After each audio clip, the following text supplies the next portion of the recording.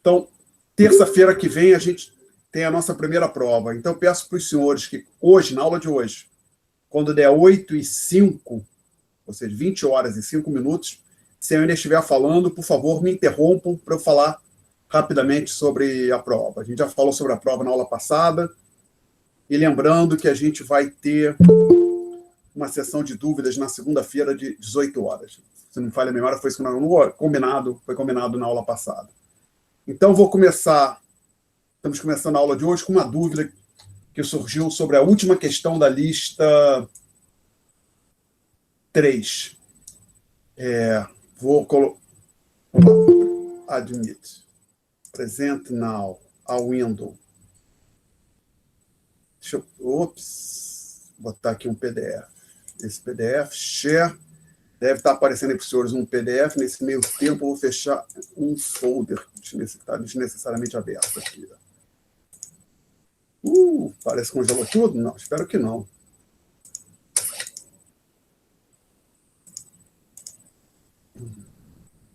Ok, apareceu um PDF para os senhores? Apareceu sim, professor. Tá. Então, essa é a lista 3. Aí temos ali a questão 11, que é a última, se não me falha a memória, realmente, efetivamente, a última questão da lista, que tinha uma dúvida. Normalmente as pessoas ficam com dúvida sobre a questão. Então, vamos ler rapidamente a questão. Em virtude de um comunicado do FED, ou seja, Banco Central Americano, referente a mudanças futuras na política monetária dos Estados Unidos, hoje, que é a data, estamos chamando, hoje é a data T. Os agentes econômicos passam a esperar que a taxa de juros nos Estados Unidos, na data T+1, será mais alta do que é originalmente previsto. Então, os agentes tinham uma expectativa para a taxa de juros dos Estados Unidos amanhã, mas a Reserva Federal fez um comunicado, ou, por exemplo, alguém lá fez um pronunciamento, e os agentes refazem as suas previsões de forma que a taxa esperada é mais alta do que aquela originalmente imaginada. Aí a questão pede o seguinte: discuta os impactos sobre a taxa de câmbio real-dólar contemporâneo, ou seja, os impactos sobre ET, sobre a taxa de câmbio que prevalece hoje no mercado, dessa revisão de expectativas. Por simplicidade, assuma que as demais taxas de juros relevantes para a sua análise não se alteram. Bom,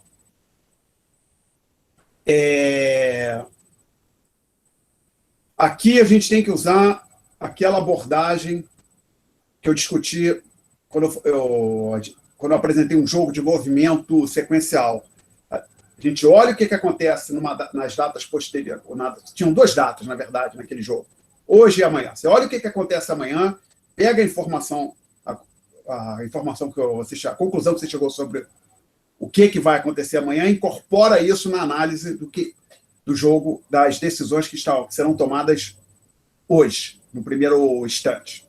Então, é isso que a gente vai fazer. A gente vai analisar primeiro o que acontece na data T+1. Aí a gente chega a alguma conclusão sobre o que acontece na data T+1, e aí a gente resolve o que acontece na data T, ou seja, hoje.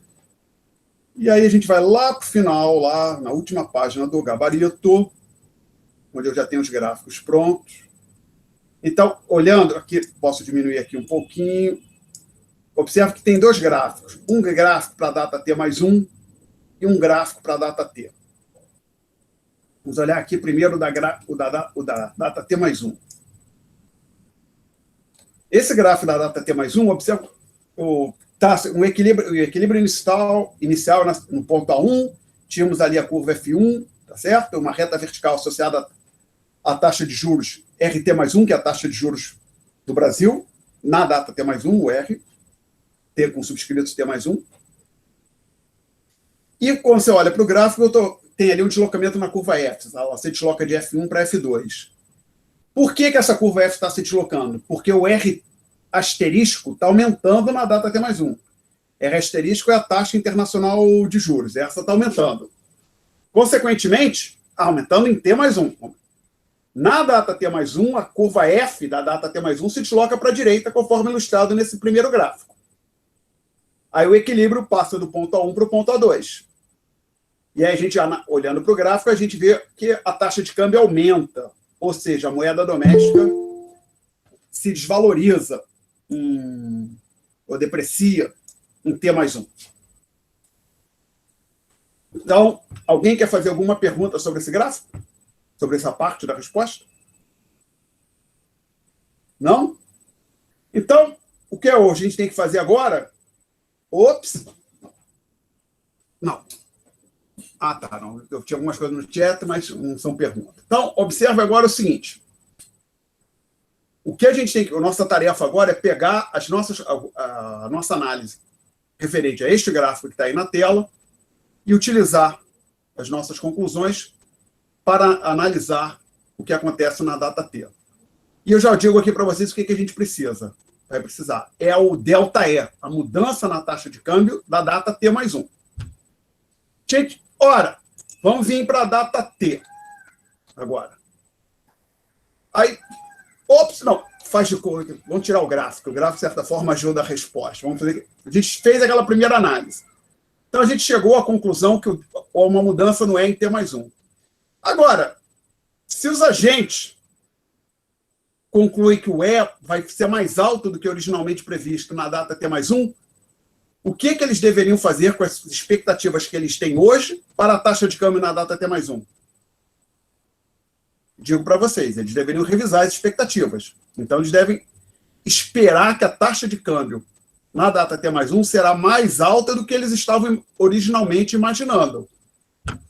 Ora, para agora estou trazendo o gráfico da data T. Nesse modelo que nós estamos lidando aqui, isso gera um deslocamento na curva F, que lembra, a curva F, a posição dela era determinada pelo R asterisco e pela variável E+. E+ é a expectativa para a taxa, ou o valor, se não tem certeza, para a taxa de câmbio na data futura. Então, aquela mudança na taxa de juros americana futura gera uma mudança na taxa de câmbio, estamos falando do gráfico anterior.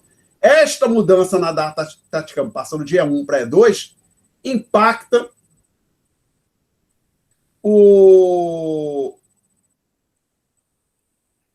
a curva F, faz com que ela se desloque para a direita, da forma que está aqui ilustrado, ok? E aí, de novo, a gente tem uma mudança na taxa... Na taxa não, desculpe. No ponto de equilíbrio, passando de A1 para A2. E uma elevação na taxa de câmbio contemporânea. Ok? Então, no tempo T1 ela deslocou porque a taxa internacional de juros aumentou. Isso. E no tempo T2, no tempo T, porque mudou a taxa internacional de câmbio, acabou aumentando o câmbio no próximo tempo. Isso, exatamente. Então, vamos lá. Você falou taxa internacional de câmbio, é taxa de câmbio, né? Então, vamos lá. Esse gráfico o superior, para a data T mais 1, esse deslocamento na curva F é devido à mudança no R asterisco na mesma data, na data T mais 1. Tá legal? Sim, sim. Gráfico inferior, deslocamento na curva F, é devido à mudança no valor de equilíbrio da taxa de câmbio da data T mais 1. Tá? Então, se quisesse... o que está dizendo assim, essa mudança que eu marquei ali gera esse deslocamento aqui. Ok? Aquela mudança aqui gera o deslocamento de F1 para F2. Ok? Peço desculpa que aqui não tem muita opção. Mais perguntas, senhores? Dito isso, agora olhando com cuidado que a gente ficou discutindo, tem um negócio aqui que eu não gostei. Só para deixar esse ponto claro, que aqui, por exemplo, uma vez um professor falou, não use o mesmo nome ou a mesma letra para denotar duas variáveis distintas, né? É um procedimento. E qual que está me incomodando aqui? Que, por exemplo, eu tenho E1 e E2 no gráfico superior e também tenho E1 e E2 no gráfico inferior. Isso pode dar a alguém a impressão que os valores têm que ser iguais. Não são, tá? Então, acho que seria melhor colocar aqui E+, E1+, aqui, ao invés de ser T mais 1, seria E+, tá certo? E aqui curva F+, F+, ponto A1+, aponta... Talvez eu mude isso aí para as datas futuras. Para as datas futuras, não, próximas versões desse curso. Todo mundo entendeu esse último comentário que eu fiz? Assim, não pense que esse é 1 e esse valor, que aqui, se é 1 é 5, esse é 1 aqui tem que ser 5. Não. Talvez é 1 aqui seja 5, esse outro, o E1 no gráfico inferior, seja 4,80 ou 5,2. Não precisa ser numericamente iguais. Notação não está ajudando muito ali, peço desculpas por isso. Perguntas? Não? Então, vamos lá. Então, conforme eu falei no começo, vamos voltar a ver a matéria. Conforme eu falei, peço que quando faltarem 5 minutos para o final da aula, se eu ainda estiver dando matéria, me lembre de discutir, falar rapidamente sobre a prova. Talvez tenha ficado tudo preto. Eu vou agora, mas só que agora eu vou apresentar outra janela, mas eu preciso abri-la. Abrir. Não preto não, professor, só parou de apresentar mesmo. Tá, bom, espero que agora apareça outra. Vamos lá. Não! Bati no lugar errado aqui. Uma janela. Share. Ok. O meu vídeo travou. Foi, aqui tá funcionando, professor. Tá funcionando? Vamos ver se o meu vídeo... Agora parece que voltou. Voltou. Então, vamos ver se eu consigo... O problema é o seguinte. Eu estou vendo aqui um pequeno problema, senhores. Na hora que eu boto essa janela para apresentar, ela não aparece para mim. Agora que eu vi, esse problema, esse programinha aqui, ele dá um bug quando eu boto para apresentar. Então, eu dei um stop. Mas não era esse que eu queria também, não. Vamos ver aqui. Vamos ver se eu consigo apresentar. Isso aqui seria útil. Vamos lá, abrir com Paint. Ok. Então, vamos tentar voltar a apresentar. Present now, a window. Share. Travou de novo. Não, agora está indo ali. Vamos ver o que vai acontecer. Ele para de aparecer para mim. Esse aqui eu não vou poder apresentar. Então, espera aí. Tem que voltar para cá. Stop presente. Ok. Então, eu tenho que voltar para o software que eu vim usando antes.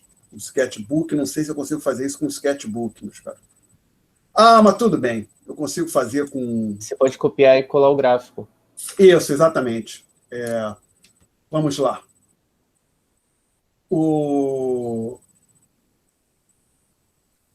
É que, basicamente, tem mais de um software aqui para fazer isso, editar, colar. Ok, então, botar isso aqui. Então, vou botar para apresentar isso aqui. Vivendo e aprendendo neste mundo do ensino online. A window, esse aqui sempre apareceu direitinho. Share. Apareceram para os senhores 2 gráficos? Sim. Ok, obrigado. Então, nesse momento, os senhores têm 2 gráficos, que a gente já discutiu ambos nas aulas anteriores. Lembrando, nós estamos aqui no tópico 4 das notas de aula. Estamos entrando na seção 4.2, página 2. A determinação conjunta de E e R, ou seja, da taxa de câmbio e da taxa nominal de juros. E a primeira bolotinha da seção diga o seguinte: ideia geral, colocar os gráficos da figura 1 e 5 em um único arcabouço. Então, o gráfico da esquerda é o da figura...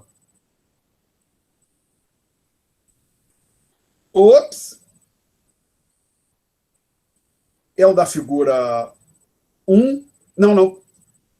O gráfico da esquerda é a figura 5, que é essencialmente um gráfico que nós tínhamos discutido em aulas anteriores.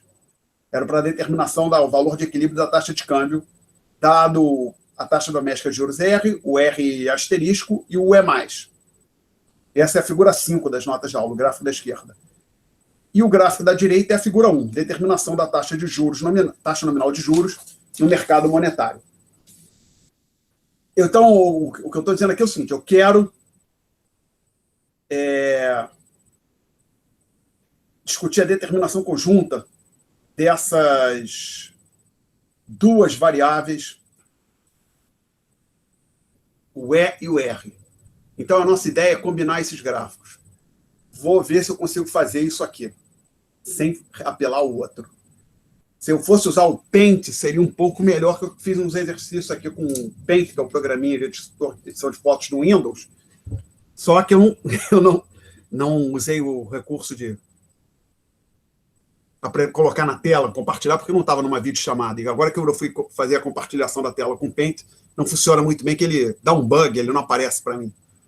Então, esse aqui parece que eu tenho a opção de rodar alguma coisa. Vamos ver.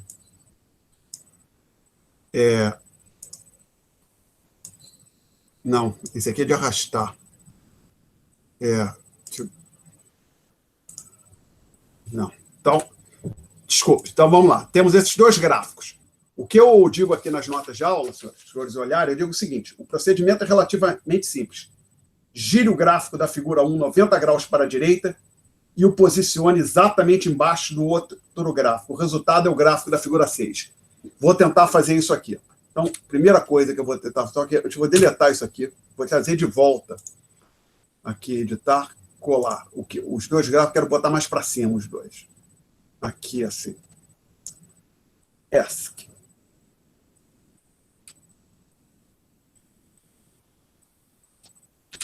Ok. Agora, eu vou fazer sem... Os senhores não vão ver, porque eu vou estar fazendo no Paint. O Paint certamente permite fazer isso. Possivelmente outro permite, só que não sei agora como. Girar 90 graus para a direita. Girei. Agora eu vou dar um Ctrl+C.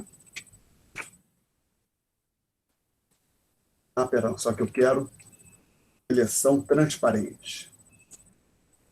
Vamos ver se isso vai funcionar. Ctrl+C. Colar.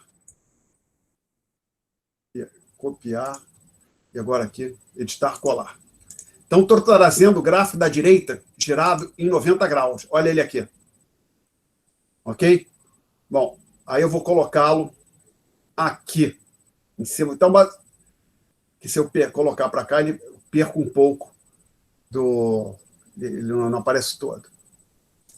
Então, o gráfico da direita girado 90 graus, ele fica desse jeito que os senhores estão vendo aí na tela.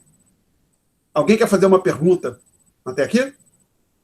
E só para deixar claro, o Nzinho, ele cresce agora indo para baixo, tá? E o R cresce indo para a direita. Aí o que a gente faz? A gente pega isso aqui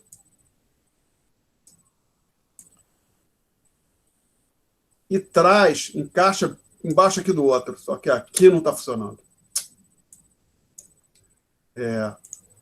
Então já sei o que eu vou fazer, senhores. Eu vou deletar isso tudo aqui, desculpe. Eu vou fazer o... Peraí, vou botar aqui, Ctrl+Z. Seria melhor usar o Paint, peço desculpa por isso. Então, o que eu fiz até agora? Eu peguei o gráfico que estava à direita, girei esse gráfico por 90 graus. Agora, eu vou arrastar esse gráfico e colocá-lo embaixo do gráfico da esquerda. Então, vamos lá. A ideia é que o que eu não estou conseguindo fazer aqui é uma seleção transparente, como eu faço no Paint. Não está claro para mim aonde você faça a seleção ser transparente. Então, só para deixar claro, o que eu quero fazer? Eu quero pegar esse gráfico que aqui está, arrastá-lo, encaixá-lo embaixo do outro.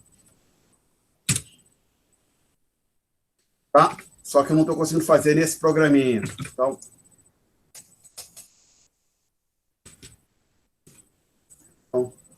vamos lá. Então, agora vou... Ops. Só que agora ele não me permite parar de... Sei lá que diabo ele está fazendo aqui. Ok, agora consegui. Ctrl Delete. Vou deletar tudo.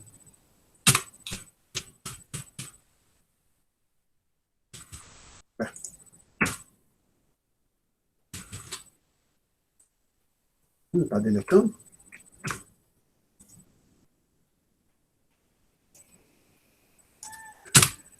Ai.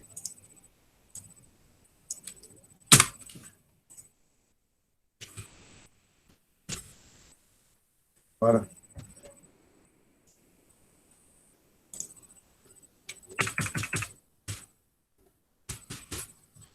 Peço desculpa, tem que fechar esse programa e abrir outro, porque agora quando ele tiver, não consigo deletar. Não. Lá vai ele de novo. Sketchbook. Prevent Now, a Windows. Sketchbook. Share. Espero que ele tenha voltado agora em branco. Então, depois que a gente faz isso, o que a gente consegue é isso aqui.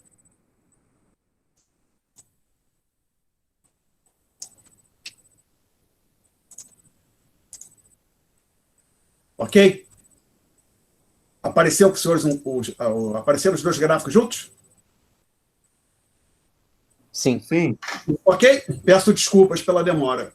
Funcionou muito bem no Paint quando eu simulei, quando eu tentei fazer, só que eu não estava projetando e descobri que o Paint, você bota para compartilhar, ele dá um erro aqui.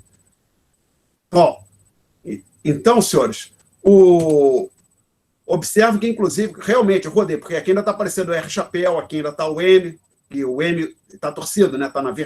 Está em pé, em vez de estar deitado, o M. Aqui o S. Mas, essencialmente, você bota os dois gráficos, você junta os dois gráficos. Então, basicamente, pega um dos gráficos, roda o gráfico 90 graus para a direita, arrasta e encaixa embaixo do outro. E fica tudo ok, porque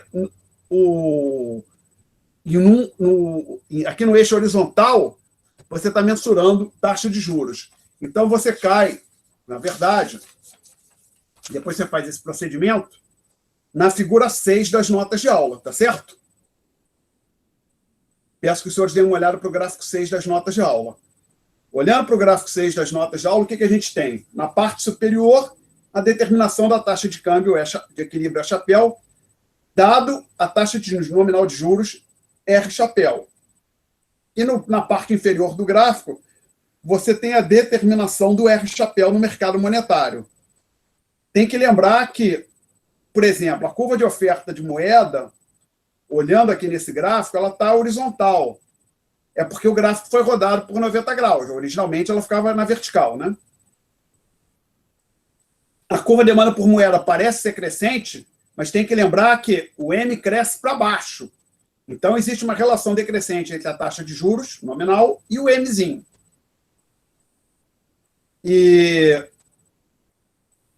Então, é isso que nós tínhamos que fazer para poder ter um arcabouço, um modelinho simples que nos permitisse determinar simultaneamente o R, a taxa nominal de juros, e o E. Alguém quer fazer alguma pergunta sobre isso? Dito isso, senhores, não? Então, a gente vai fazer alguns exercícios. Em todos eles, o E mais permanece constante. Então, o primeiro exercício é uma elevação no delta M, uma elevação no M, um delta M positivo. Ele é ilustrado na figura 7. Vamos lá. Vamos ver o que eu consigo fazer aqui. Então, a gente tem... Temos aqui um esboço. Lembrando, X são taxas de retorno. Isso aqui é o E. Aqui o Mzinho. Então, aqui a gente vai... Elevação em M, né? Na oferta de moeda. Então, vou colocar aqui M1 sobre P. Vai ser essa reta horizontal, que eu estou chamando de S1. A minha curva de demanda por moeda está aqui. Aqui eu tenho o ponto B1. Associado a ele está a taxa R1, que gera essa reta vertical. Temos aqui a curva F. Temos, então, aqui o ponto A1.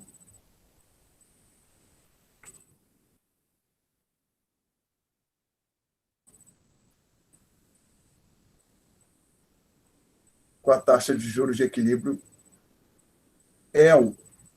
Alguém quer fazer uma pergunta até aqui?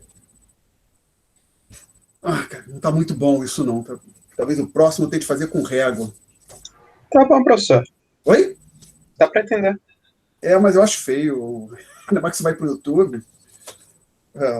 Talvez o próximo tente com uma régua. Se bem que vocês têm isso impresso, né?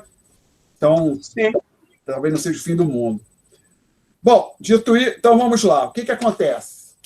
A gente fala que há uma elevação na oferta de moeda. Lembrando, é importante botar aqui em vermelho, com uma setinha para a gente, só para refrescar a nossa memória, o Mzinho está crescendo nessa direção aqui para baixo, tá? Uma coisa que às vezes ajuda é você desenhar os gráficos em folha de papel, se você está com dificuldade com isso, e rodar. Basicamente, se você rodar esse gráfico 90 graus para a esquerda, você volta para a situação que você tinha, o gráfico de baixo para a situação que você tinha originalmente, e você vê que dizer que o M cresce agora que está naquela posição assim é equivalente a dizer que ele crescia indo para a direita. Tá? Bom, então, o que vai acontecer? A gente tem que ter a oferta de moeda aumentou, a gente passa por uma situação desse tipo aqui. Tem uma nova oferta de moeda, que eu estou chamando de M2, nível de preços não mudou, então tem uma nova reta horizontal S2, um novo ponto de equilíbrio aqui embaixo, B2, com a correspondente taxa de juros R2, gerando uma nova reta vertical desse tipo aqui, aí o ponto A2, com a correspondente taxa de juros E2. Perguntas? Não? Nenhuma pergunta? Então, Professor, pode ir para essa parte de novo? Quando do M2? Eu não entendi. vamos lá.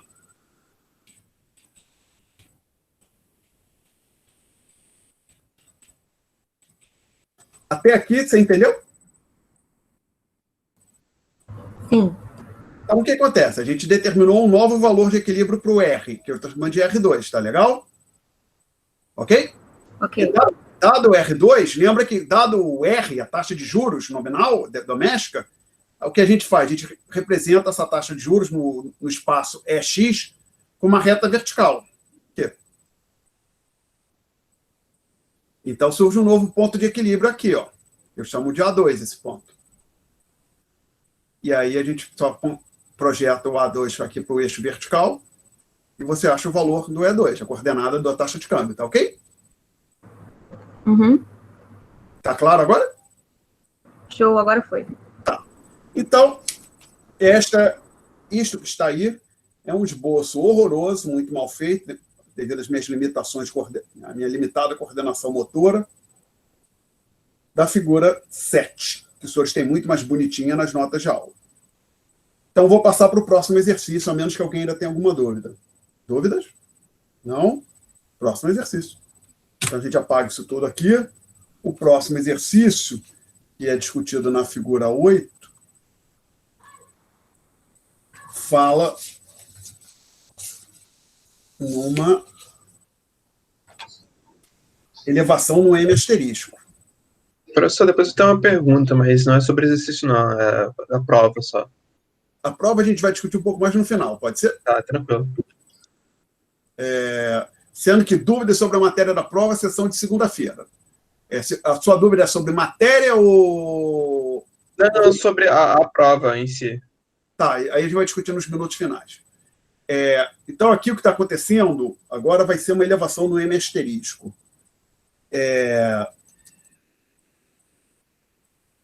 Então, vamos lá. A gente desenha aqui.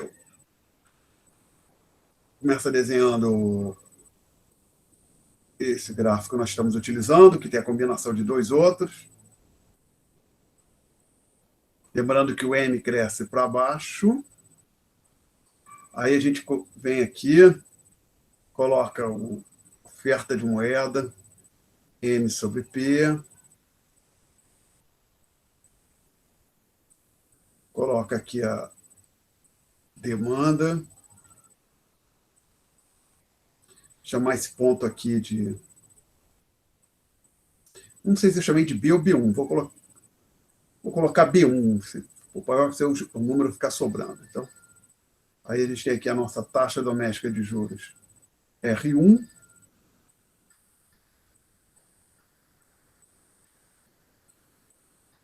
Com a curva F aqui. Então, esse seria o ponto A1 com a taxa de câmbio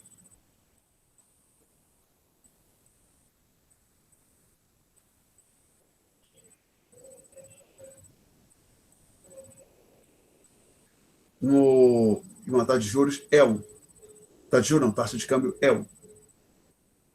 Aí o exercício diz que mudou o M asterisco. Aí a gente para e pensa, o que acontece? A curva F talvez não se desloque, a curva D, demanda por moeda doméstica nada, oferta de moeda nada. Então nada acontece, fica tudo assim, devagar com andor. Porque quando você aumentar a taxa de juros doméstica, taxa de juros doméstica, não, desculpe, a oferta de moeda internacional, o M asterisco aumentou, isso reduz a taxa de juros internacional, tá certo? Inclusive, no exercício anterior que a gente fez, nós concluímos que havia uma queda no... Se for olhar vamos olhar para a figura... Essa é 8. Olhar para a figura 7. O que acontece quando a gente olha para a figura 7? Temos uma elevação no E e uma queda no R, né? O R passa de R1 para R2. Os senhores já discutiram isso em outros cursos. Uma expansão monetária tende a gerar um decréscimo na taxa nominal de juros. Então, como é uma expansão da oferta de moeda no resto do mundo, a taxa de juros internacional cai. Então, agora a conclusão é assim, que a curva F se desloca. Vou chamar essa curva aqui de F1 agora, vou botar um subscrito 1. A queda na taxa de juros internacional desloca a curva F dessa maneira aqui, para a esquerda. Uma elevação para a direita, uma queda para a esquerda. Consequentemente. Então, a gente tem um novo ponto aqui que vou chamar de A2 e uma nova taxa de câmbio de equilíbrio. Então, nada aconteceu com a taxa doméstica de juros, mas a taxa de câmbio de equilíbrio caiu. Isso é a figura 8. Sim. Alguém quer fazer alguma pergunta até aqui? Então, o truque deste exercício particular é lembrar que este evento que eu estou marcando em vermelho ocasiona uma queda na taxa internacional de juros, taxa nominal de juros internacional. Perguntas? Não temos? Então a gente continua. Professor, eu tenho. Diga, jovem. Quer falar, Luca? A menina fala primeiro. Não, fala você. Você falou primeiro e damas primeiro, de qualquer maneira. Pode falar. O senhor tinha falado que tinha, tipo assim, acho que foi na lista anterior, ou na 2, que a gente, com algumas variáveis, podia assumir que o resto ficava constante e outras não. A minha dúvida é, a taxa de juros internacional, tipo assim, na minha visão, sem olhar o gráfico, mas ela não seria um fator importante para as variáveis internas também? Tipo, não poderia mudar, por exemplo, a demanda por moeda interna, dependendo da taxa de juros externa? Poderia, mas não com as nossas hipóteses. Ah, tá. Tá bom, vamos lá. Beleza. A mudança na taxa de juros internacional poder fazer com que os investidores queiram realocar seus portfólios, blá, blá. A nossa hipótese aqui é que M sobre P é um L de R e Y, tá legal? Depende do que nós estamos mantendo fixo da taxa de juros doméstica. Você poderia, que é a hipótese dos livros tem, poderia pensar uma coisa mais sofisticada, que isso aí também dependesse da taxa internacional de juros. Então, e até quanto menor a taxa internacional de juros, mais propenso as pessoas ficariam a carregar a moeda doméstica. Você pode pensar assim, mas a gente não... tendo em vista a nossa hipótese sobre a demanda por moeda, não tem mais nada para acontecer aqui nesse gráfico. Tá legal? Show. Beleza. Ok. Obrigado pela pergunta. Aí tinha um aluno que tinha uma pergunta. Sexo masculino. Pode falar.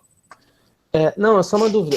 Na nota de aula do tópico 2, tinha também que a taxa de câmbio dependia da quantidade de moeda internacional, né? Então, quando você for explicar o gráfico, você poder explicar o que é a queda da taxa de juros internacional ou o que é a queda da taxa de câmbio nacional, né? Uhum. Eu marquei o começo da resposta aqui, em vermelho, agora no quadro branco. LP quer dizer longo prazo. Aquele modelo da capítulo 2 é para a taxa de câmbio de longo prazo. Esse aqui é um modelo de curto prazo. Ah, tá. Tá legal? Então, aí, mais à frente, a gente vai estar fazendo isso. Que você está querendo dar um passo que nós vamos dar mais à frente, no momento não daremos. Qual é o seu nome? Eu esqueci. Nem percebi. Que não está aparecendo aqui para mim quem está falando. Luca. Luca, no momento, mais à frente, a gente vai tornar essa análise mais complicada e vai, por exemplo, no exercício anterior, que era só taxa oferta de moeda doméstica, a gente vai fazer a oferta de moeda doméstica. Peço que você olhe para o gráfico 7 figura 7 das notas de aula. Tá? A gente vai fazer o seguinte: aumentou o M, a oferta de moeda doméstica. Porém, a gente sabe que isso também tem um efeito no longo prazo que impacta o valor de longo prazo da taxa de câmbio. Aí, como você vai mexer com o valor de longo prazo da taxa de câmbio, a gente vai assumir que isso impacta também as expectativas, o E+. E aí vai ter um deslocamento adicional na curva F. Mas a gente ainda não chegou lá. Ok? Então, por enquanto, é tudo curto prazo, né? Aqui é. Tá?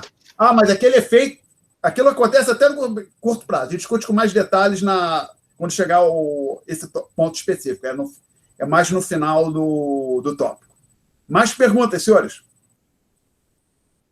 Bom, então, esse é o segundo exercício que nós tínhamos ali, associado à figura 8, nós acabamos. E tinha um terceiro exercício, que era uma elevação no Y.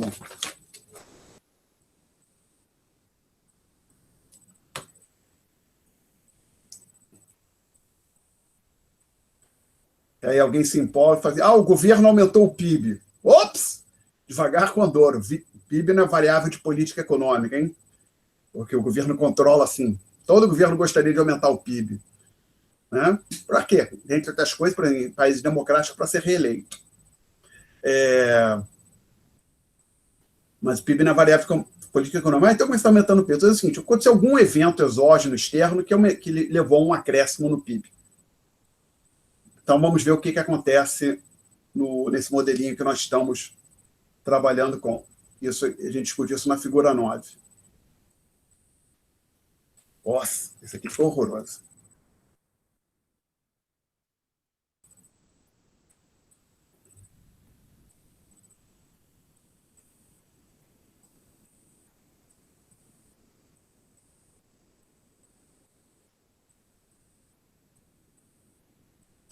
Então, temos aqui o N sobre P.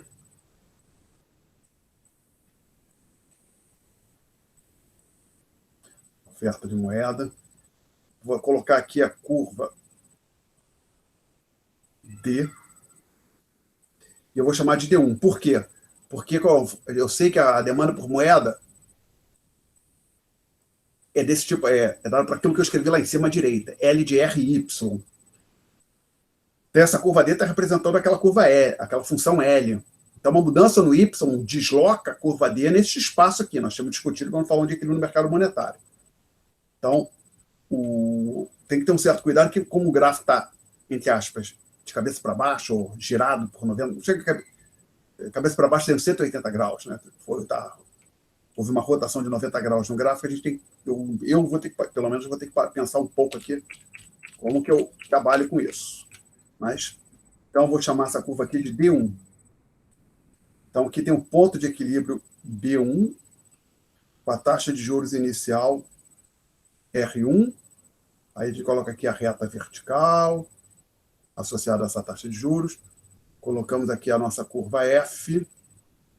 Chamamos esse ponto aqui de A1 e identificamos aqui a coordenada da taxa de câmbio, o valor da coordenada E. Taxa de câmbio de equilíbrio E1. Então, essa elevação no Y, o que ela faz nesse gráfico aqui, por exemplo, não mexe com nada na parte superior, não mexe com a oferta de moeda, porém mexe com a curva de demanda por moeda. Então, lembrando que para uma mesma taxa de juros, os agentes passam a demandar mais moeda. Então, eu tenho que, olhando aqui, para a mesma, por exemplo, pegar o R1. Se com a taxa de juros R1 a gente estava... Ops, risquei ali sem querer. A taxa de juros R1, a gente estava demandando essa quantidade M sobre P aqui. Agora, como o Y aumentou para a mesma taxa de juros, ele pode demandar uma quantidade maior, um pouco mais para baixo. Então, o que a gente está falando é que a curva de demanda de moeda se desloca dessa maneira aqui, para a direita, desse jeito. Então, surge uma curva, a demanda por moeda agora é dada por B2, D2, D de dado, eu chamo esse ponto de B de bola 2, é o ponto de equilíbrio, acho que a taxa de juros de equilíbrio, marco no gráfico a taxa de juros de equilíbrio, passo aqui a reta vertical, temos um novo ponto de equilíbrio no gráfico superior, A2, gráfico não, no quadrante superior, né? Um gráfico com dois quadrantes. E2. Então, o que a gente tem? Uma queda na taxa de juros e uma elevação... Não, desculpa, uma queda na taxa de câmbio e uma elevação na taxa de juros. Comparando com a minha figura 9 das notas de aula, é exatamente isso. Só que a figura 9 das notas de aula está muito mais clara, né? Alguém quer fazer alguma pergunta sobre o que aconteceu até aqui? Sobre esse exercício? Ou sobre alguma outra coisa da aula? Não? Ok. Então, vamos ver.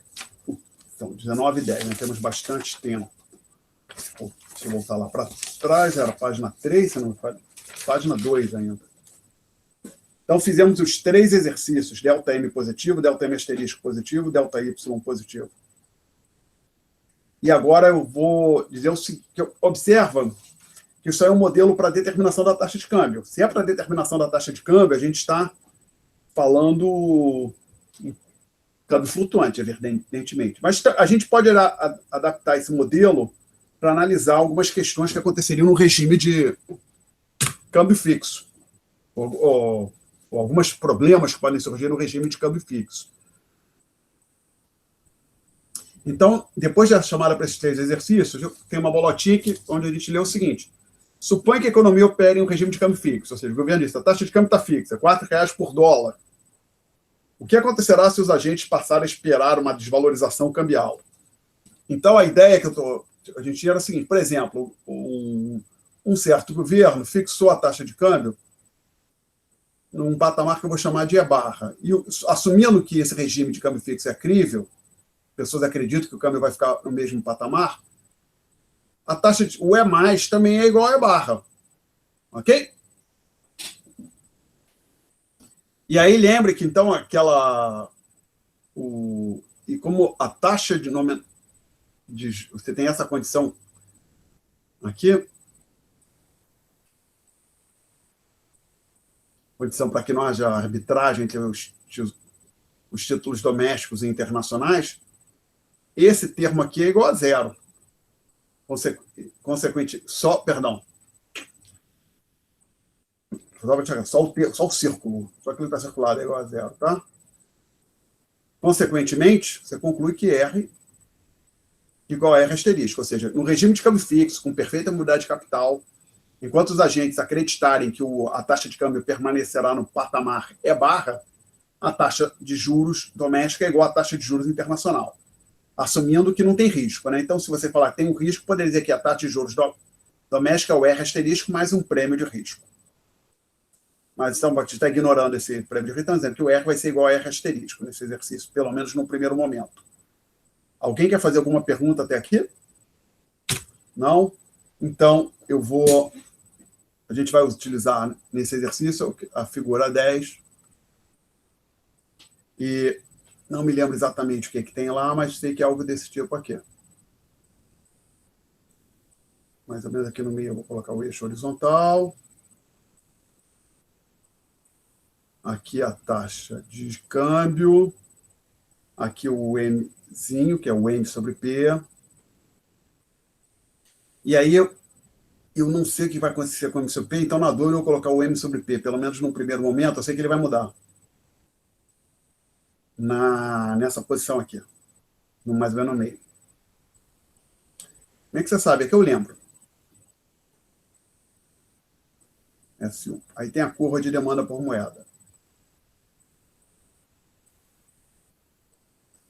Então, temos aqui no primeiro momento o ponto B1, com a taxa de câmbio no equilíbrio inicial, que eu não sei se eu marquei nas notas de aula, pela discussão que a gente teve agora, a gente sabe que tem que ser igual a R asterisco.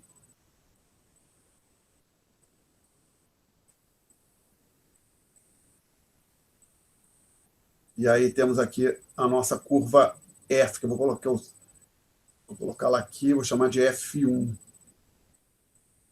Ponto. Ops, não, é A.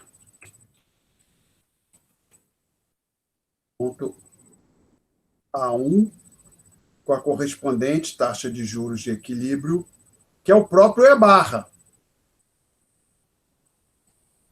Tá certo? Então, num primeiro momento, está tudo ok, o governo fixou a taxa de câmbio, os agentes acreditam que a taxa de câmbio vai permanecer no patamar E-barra. Então, lembrando que, só para esses 2 pontos é o seguinte: subjacente a essa curva F1, nesta posição que ela está, temos isso aqui, ó. O E mais é igual a E-barra.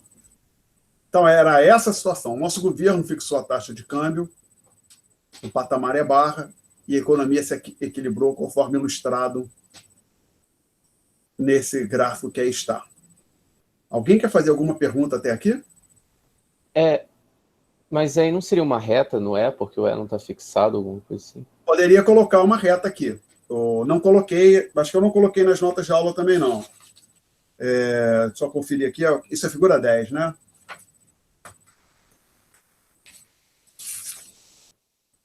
Figura 10. Não coloquei, poderia colocar. Poderia passar uma reta horizontal aqui, ó, passando pelo ponto A1, tá certo? Sim, você tem razão. Ok? Perguntas?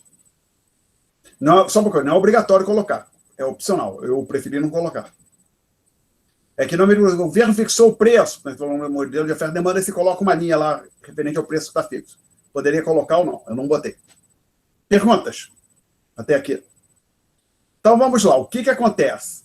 Por alguma razão que a gente não sabe qual é, os agentes passam a duvidar daquele câmbio fixo. Acham que em algum momento o governo vai mudar o patamar da taxa de câmbio, vai aumentar. Não sei, por exemplo, parece que o país está ficando sem reservas internacionais, o governo está com déficit fiscal, talvez tenha que começar a recorrer à emissão monetária para se financiar, a gente não sabe. O fato é que os agentes econômicos agora esperam que o câmbio vai ser maior. Então, o que acontece? Que o câmbio, em datas futuras, assumirá um valor maior do que a barra. O que acontece nesse gráfico aqui que nós estamos desenhando? Que está desenhado aqui na nossa frente. Primeira coisa, a curva F se desloca conforme eu vou marcar aqui. Lembra que quando o E mais aumenta, a curva F se desloca desta forma, para cima ou para a direita, depende do que você quiser falar. Tá? Aí alguém pode se empolgar, né? Aqui que a gente tem que ir devagar, e dizer que este ponto, que eu não coloquei nada aqui, alguém pode chegar, esse desenho aqui não ficou bom, não. Não ficou bom. Vou ter que refazer. Por quê? Porque o problema é que, eu já vou dizer para você, que por acaso eu olhei, a taxa de câmbio de aqui não vai mudar, vai continuar esse patamar aqui e não toca na curva F. Então, tendo visto o desenho que eu fiz, eu não posso deslocar a curva F tanto assim. Tem que deslocar um pouquinho menos. Assim, por exemplo. Então, essa é a curva nova, a curva F. Peço desculpas por isso. Então, alguém poderia, deixa eu marcar ali, botar um pontinho vermelho. Alguém poderia se empolgar e vir falar, o equilíbrio é aqui, ó, nesse ponto vermelho. Devagar com andor. Não pode. Lembra, o câmbio está fixo. O governo fixa, e ele trabalha para manter o câmbio fixo, pelo menos por enquanto. Vamos assumir, pelo menos dar ao governo a chance de manter o câmbio no patamar e barra para ver o que acontece. Então, não tem como aquilo lá, o ponto vermelho, ser o equilíbrio. Então, como o câmbio está fixo nesse patamar, o que acontece, aí seria, pintaria a reta horizontal que alguém falou, associada ao patamar e barra, é que agora que a curva F se deslocou para a direita, o equilíbrio tem que se dar. Nossa, tá difícil esse desenho. Por quê, Alexandre? O que aconteceu? Que agora a taxa de juros não bate na curva D. Só um minuto.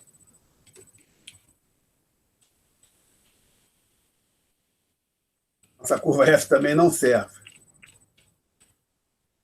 Eu vou botar a curva F em vermelho, porque um pedaço dela vai cortar ou passar por cima do ponto A1. Vamos lá, tem que ficar muito juntinho aqui a curva F. Pronto, agora resolveu. Então, essa é a curva F2. Então, a gente projeta esse valor e a barra ainda mais para a direita, até chegar aqui. Vou chamar esse ponto de A2. Esse é o novo ponto de equilíbrio. Mas, para isso aqui ser equilíbrio, qual tem que ser a taxa de juros? Essa taxa de juros que eu estou projetando aqui para baixo. Eu vou chamar de R2.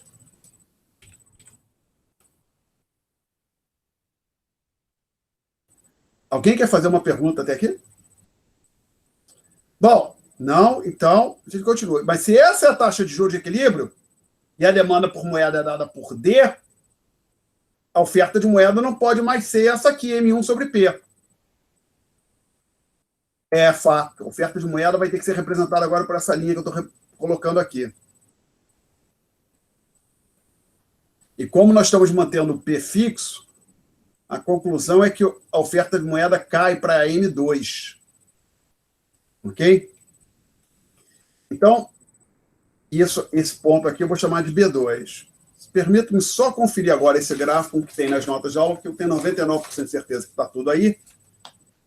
Sim, este gráfico é uma versão piorada, porém correta, da figura 10 das notas de aula.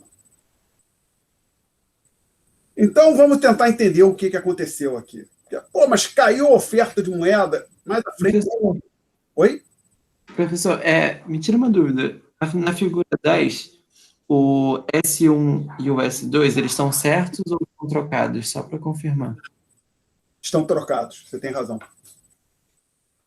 Obrigado. Atenção, vou marcar no quadro ali. Está trocado. Tem toda a razão, obrigado. Tem um erro na figura 10 das notas de aula. Eu inverti as etiquetinhas S1 e S2. Então, aqui está correto. Esse aqui, que é o S2, está marcado como S1 nas notas de aula. Corrijam. E este aqui, que é o S1, está marcado como S2 nas notas de aula. Então, esses subscritos aqui, sublinhados em verde, estão incorretos nas notas de aula. Tem S1 em cima, S2 embaixo. Não, é como está aqui. S2 é na curva mais para cima, S1 na mais para baixo. Obrigado. Bom, então, qual é a mágica para seguir aquilo que a conversão do que nós tínhamos fazendo? Eu falei que está igual, mas não está igual. Tem algo aqui que está diferente ainda da figura 10, né? Basicamente, essa reta, que a gente coloca uma reta vertical, né? Sabemos que é isso aqui. Então, vamos entender o que acontece. Primeiro, a gente vai discutir isso mais à frente, mas com perfeita mobilidade de capital e câmbio fixo, a oferta de moeda é endógena. Não tem como o governo fazer o que ele bem entende com a oferta de moeda. Quando há economia aberta, com perfeita mobilidade de capital e câmbio fixo, a oferta de moeda é endógena. É isso que aconteceu. Então, houve uma mudança endógena no valor do M. E aqui a ideia é simples. O governo ele tem que ajustar o M, a oferta de moeda, de forma a manter o E no patamar desejado. Tá? Bom, então, o que aconteceu aqui? Vou tentar agora contar uma história um pouco mais longa. A economia estava em equilíbrio na situação inicial A1, B1. Os agentes, de repente, passaram a duvidar do câmbio, que o câmbio ficaria fixo. Aqui eu esqueci, era um positivo, né? Um delta mais maior que zero. Acharam que o câmbio o governo ia mudar o câmbio de patamar. Se nada acontecesse, a taxa de juros doméstica estaria muito baixa relativamente ao que precisaria para atrair capital, para manter para que o capital não fugisse do país. Você pode imaginar o seguinte: na hora que todo mundo acha que o dólar, que a moeda doméstica vai mudar de patamar, as pessoas tentam se antecipar a isso e se desfazer da moeda doméstica. E aí, das duas, uma. Ou o Banco Central permite que o câmbio flutue, ou ele entra no mercado vendendo dólar para as pessoas. Aqui no exercício, a gente assumiu que o Banco Central não ia permitir que o câmbio flutuasse, que ele manteria o câmbio no patamar E-barra. Consequentemente, ele teve que entrar no mercado vendendo dólar. E na hora que o Banco Central vende dólar, ele recebe moeda doméstica. Então, essa venda de dólar funciona como se fosse uma venda de títulos numa operação de mercado aberto. Isso enxuga a oferta de moeda. Então, essa queda que você tem aqui, na oferta de moeda, é decorrente das operações do Banco Central. O Banco Central vendeu o dólar para manter o câmbio no patamar E-barra, até a economia chegar na situação descrita por A2 e B2. Alguma pergunta até aqui? Eu tenho uma dúvida. Primeiro, nessa história toda, o câmbio, as pessoas começaram a desconfiar do câmbio, aí o governo teve que vender reserva. Sim. E então começou a cair o M. Então, primeiro caiu o M, depois que a taxa de juros mudou de lugar, E aí que alterou a curva F. Não. Uma coisa de cada vez. A mudança, o deslocamento da curva F, vou marcar aqui em verde, passagem de F1 para F2, foi devido a isso aqui, ó. A mudança no E+. Tá legal? Ah, tá. Na hora que o E+ muda, a curva F se desloca daquela forma. Tá legal? Uhum.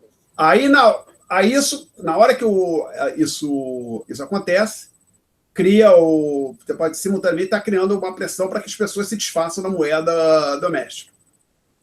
E aí aí todo mundo quer dólar. Aí o Banco Central entra no mercado vendendo dólar e retirando moeda doméstica de circulação. Tá? Uhum. Isso gera uma cotação da oferta de moeda conforme ilustrado na parte de baixo do gráfico, parte inferior do gráfico, no quadrante inferior desse gráfico. Perguntas? Então, algo que eu coloquei aqui, que eu circulei, está em vermelho, circulei, esse delta M sobre a barra. Observe o seguinte, que o governo está trocando moeda doméstica por reserva internacional. Ele está perdendo reservas internacionais. Quanto ele perdeu? Justamente essa fração que eu marquei ali. Delta M é a variação no M. Mas isso foi devido à venda de dólares. Quantos dólares ele entregou para as pessoas? Ele entregou delta M sobre a barra. Por exemplo, se a oferta de moeda caiu 1.000 e a taxa de câmbio é 2, ele entregou $500 para os agentes econômicos.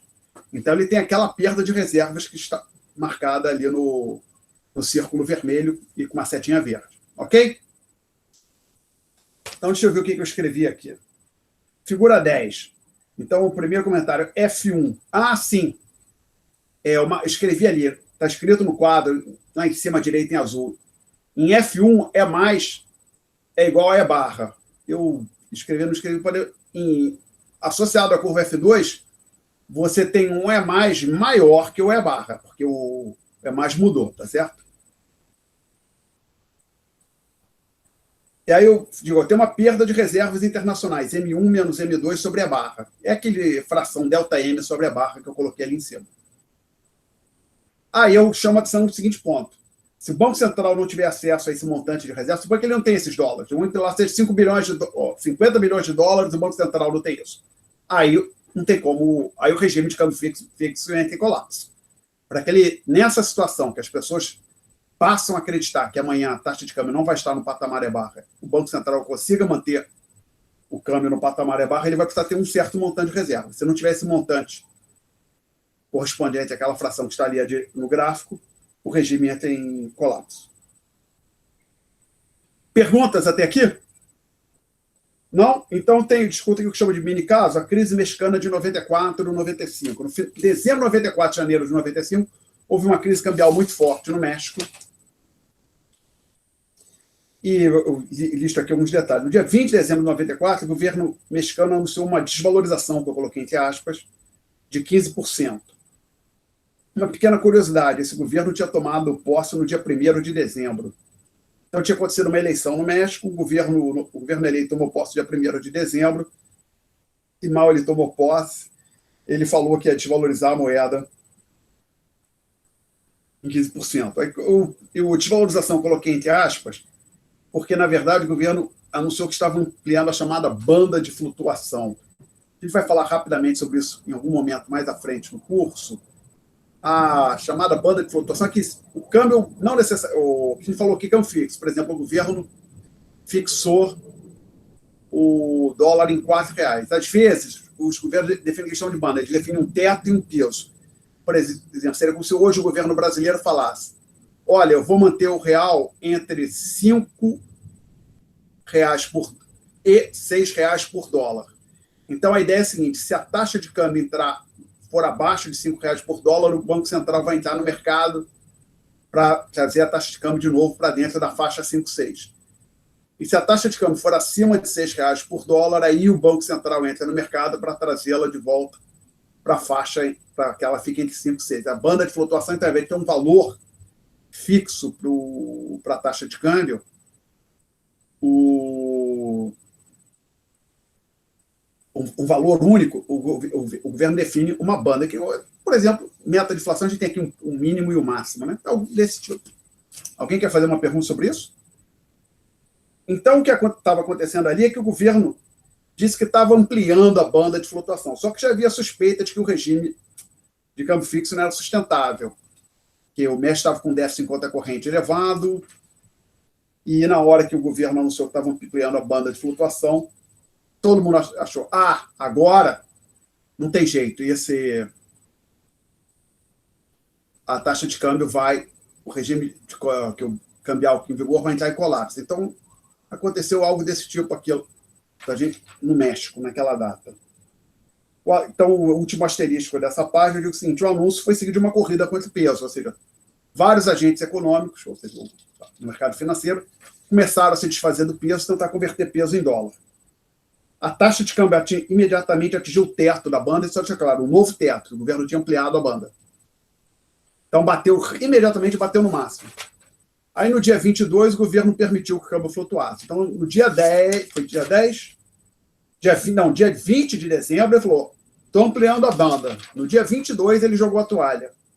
O câmbio permitiu que o câmbio flutuasse e a moeda foi além do teto. E quando chegou em janeiro, o peso já tinha se desvalorizado 40%. Investidores retiraram o capital do México, houve uma fuga de capital financeiro do México.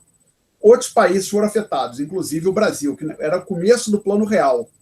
O Real tinha sido implementado em julho de 94, 7 de janeiro de 95. Ali parecia que o Plano Real ia acabar.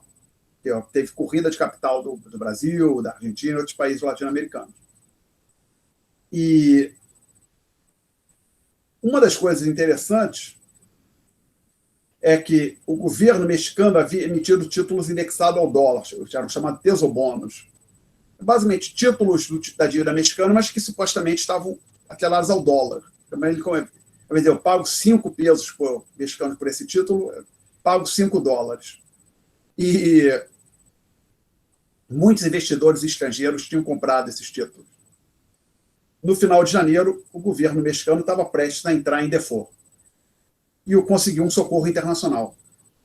O Tesouro dos Estados Unidos, o FMI e o BIS entraram emprestando ao todo 53 bilhões de dólares para o governo mexicano.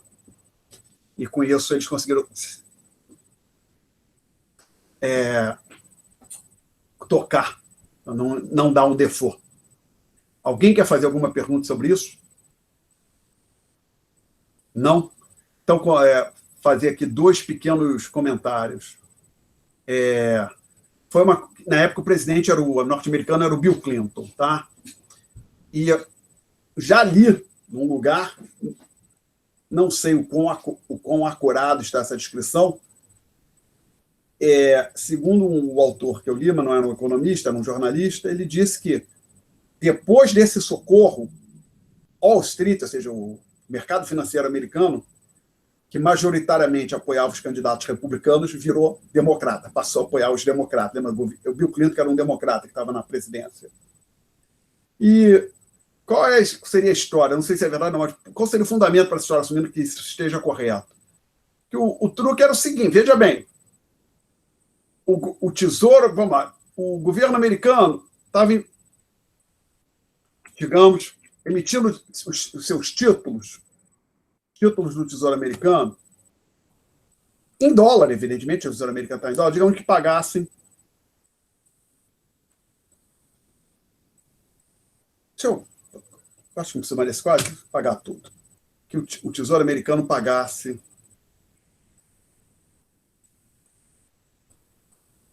3% ao ano.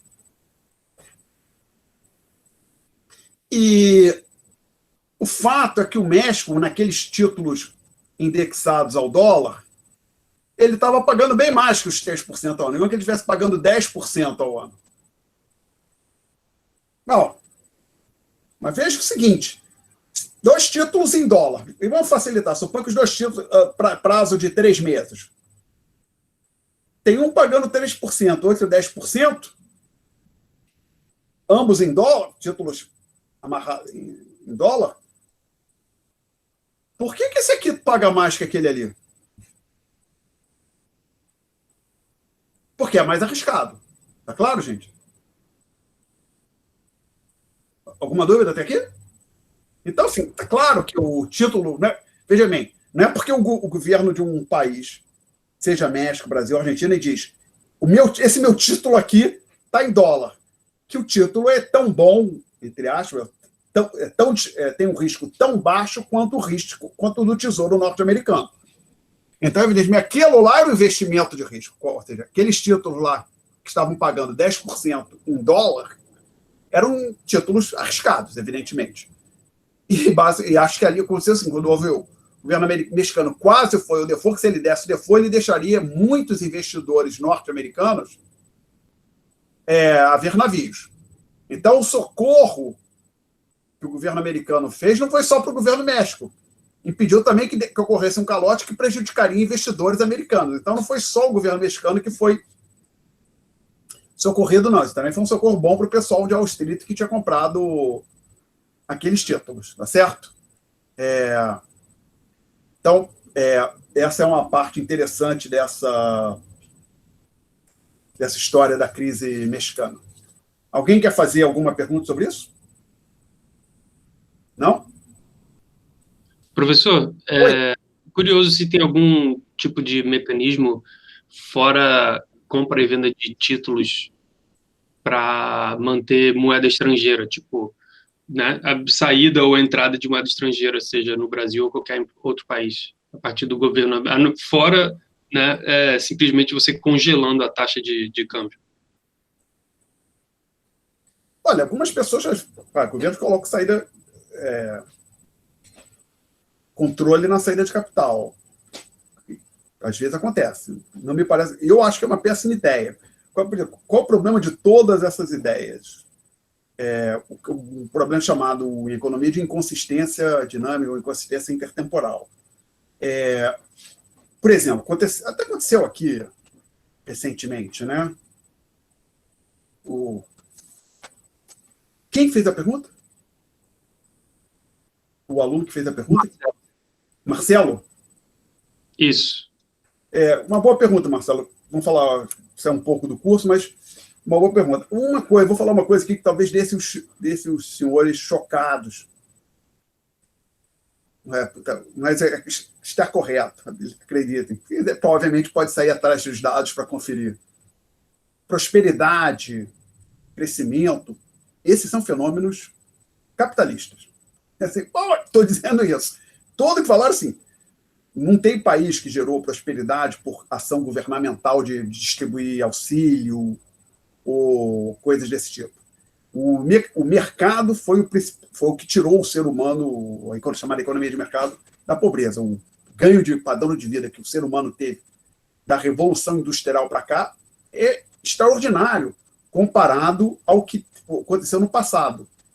Pode interpretar o seguinte, quando chegou a Revolução... Isso que eu fiz aqui? Nem sei, rodou o gráfico. Quando o gráfico não, quadro. O padrão de vida que as pessoas tinham antes da Revolução Industrial era similar ao padrão de vida que existia no Império Romano ou no Egito Antigo. Não era muito diferente.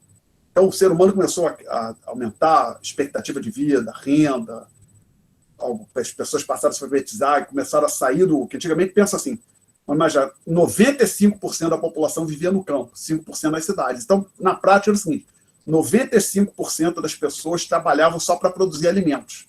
Hoje, pelo menos nos países envolvidos, uma fração pequena das pessoas, 2%, 3%, 5%, vivem no campo, né? O resto está nos centros urbanos, sejam eles grandes ou menores. E, bom, para que haja essa prosperidade, você precisa ter mercados. Os mercados não funcionam no vácuo.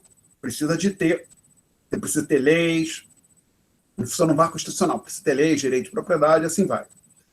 E o ponto é que sempre é tentador, por exemplo, uma maneira assim, suponha que você quer, entre aspas, resolver o problema da habitação.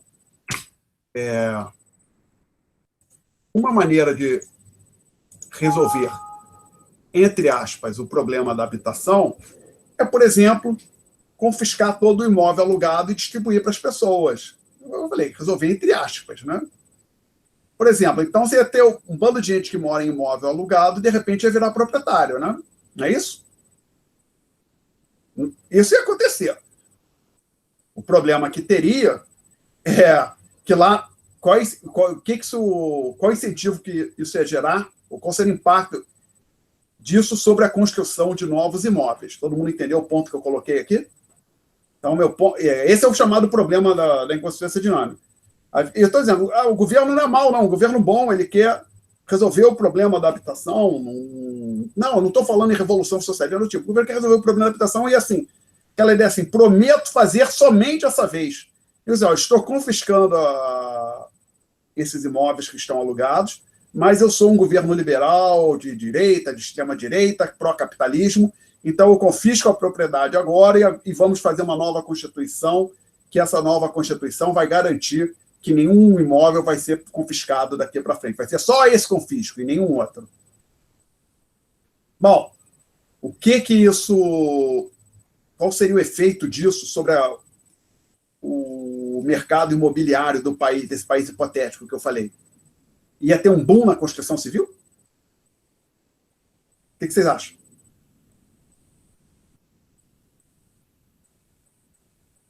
Ninguém tem uma opinião?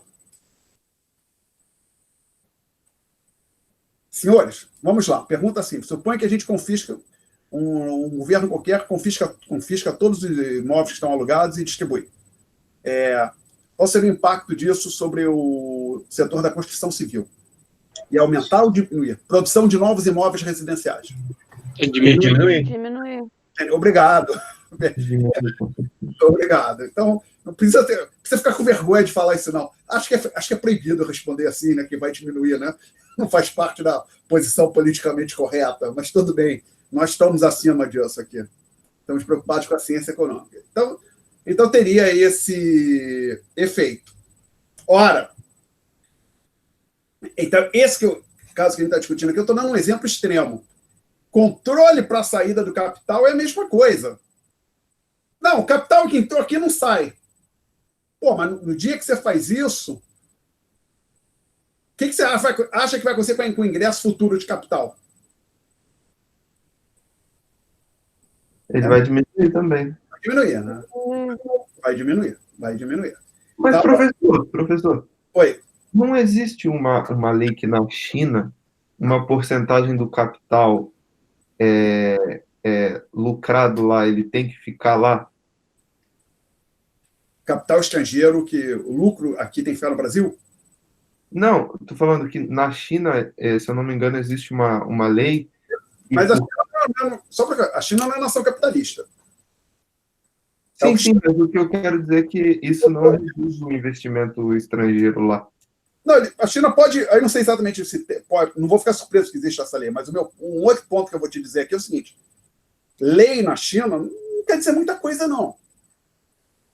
Por que você está dizendo? Olha só, vamos pensar aqui isso é um ponto importante. Vou falar mais algumas heresias. Vocês, por favor, só não fiquem falando que tem isso lá no YouTube para todo mundo, não, que eu não quero ter problema. Vamos lá, algumas heresias. Bom, primeiro, todo mundo vai... Se eu vai falar, a propriedade privada é essencial para o funcionamento da economia de mercado, chamado sistema capitalista. Eu imagino que ninguém vai discordar de mim, né? Eu imagino que as pessoas concordariam com essa afirmativa. A propriedade privada é fundamental para o bom funcionamento da economia de mercado, ou do chamado sistema capitalista. Acho que ninguém discordaria disso. O Marx falava que isso era a propriedade privada era essencial ao capitalismo, né? Então não me parece que eu esteja falando nada tão controverso assim.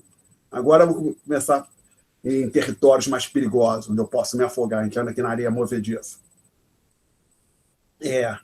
Senhores, onde vocês acham que a propriedade privada é mais sólida? Num país que tem eleição regularmente, tem rotação no poder, ou seja, um governante está lá há 4 anos, aí tem que disputar a reeleição, aí pode perder, ganhar, aí entra outro partido. A rotação, alternância no poder, né, que é a expressão que a gente usa aqui. Onde há regular alternância no poder, você tem 2, 3, 4 partidos políticos disputando o poder e se alternando conforme o resultado das eleições. Que tem imprensa livre, ou uma nação que diz que tem propriedade, mas não é uma ditadura. Aonde vocês acham que a propriedade privada é mais forte? naquela nação democrática, com alternância no poder, ou naquela ditadura que diz que tem propriedade privada e não tem nem imprensa livre? Na nação democrática. Nação obrigada. Que, por exemplo, isso não é piada, eu tô falando sério. Na Rússia, às vezes, volta e meia alguém é envenenado, né? Isso é político, mas, por exemplo, já aconteceu pelo menos 2 vezes que o governo russo queria se apropriar de empresas do setor de petróleo, prendeu os proprietários das empresas. Isso não é piada, não, é sério. Nos últimos 15, 20 anos já fez isso pelo menos 2 vezes.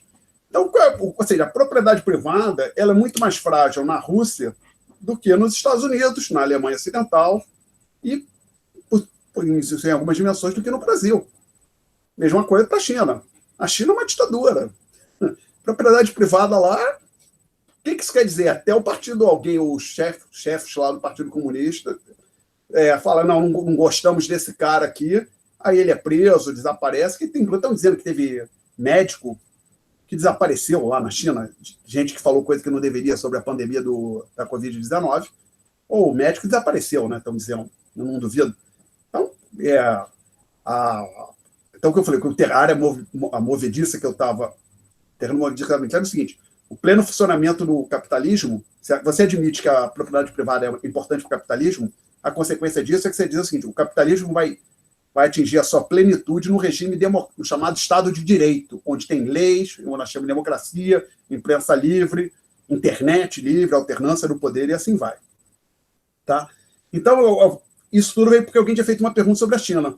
A China talvez tenha uma lei para as pessoas manterem o capital lá, a parte lá, mas amanhã pode, a lei tem que manter 10%, mas se amanhã o governo falar que não é 10%, é tudo mesmo. Pô. Não quer dizer muita coisa. Agora, vários países recebem, que não tem regime solo, recebem investimento estrangeiro. Por quê? Porque eles acabam tendo boas oportunidades, ou seja, na área de turismo, prospecção de petróleo e outros. Tem gente há empresas que vão operar em países, até em áreas de guerra, né? Então, áreas que estão em guerra. Então, tem sempre gente procurando, as empresas, os agentes econômicos estão procurando oportunidade de investimento e embarco também, às vezes, em investimentos arriscados. Não é porque eles são bons, eles sabem que é arriscado, que pode ter uma perda, mas se não tiver a perda, vai ter um retorno elevado, né? Mais perguntas, senhores?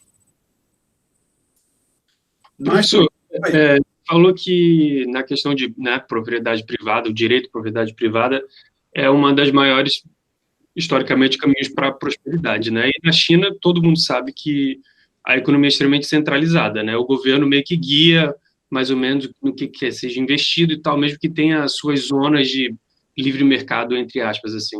Uhum. Mas com a economia, né, misturada deles, assim, nos últimos 20, 25 anos, a China teve a maior média de crescimento de qualquer país no mundo. Okay. Então, como é que você explicaria isso, né? Porque é meio que contraditório nesse caso. Boa pergunta, mas eu te digo que eu não, pelo menos ainda não estou tão impressionado assim com o crescimento da China. Que vamos lembrar aqui o seguinte, uma coisa é o PIB, que eu chamo de Y, outra é o Y sobre N, o PIB per capita. O PIB per capita chinês ainda é baixo. Provavelmente é menor que o brasileiro, mas eu não tenho certeza, aí tem que dar uma olhada.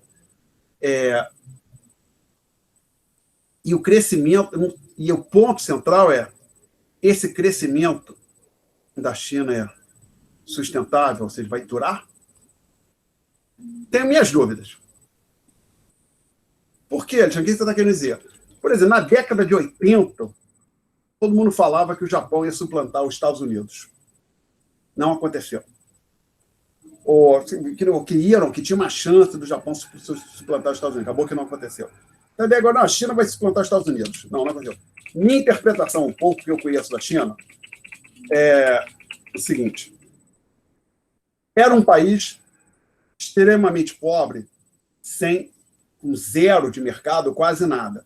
Porque essas perguntas que estão fazendo são importantes.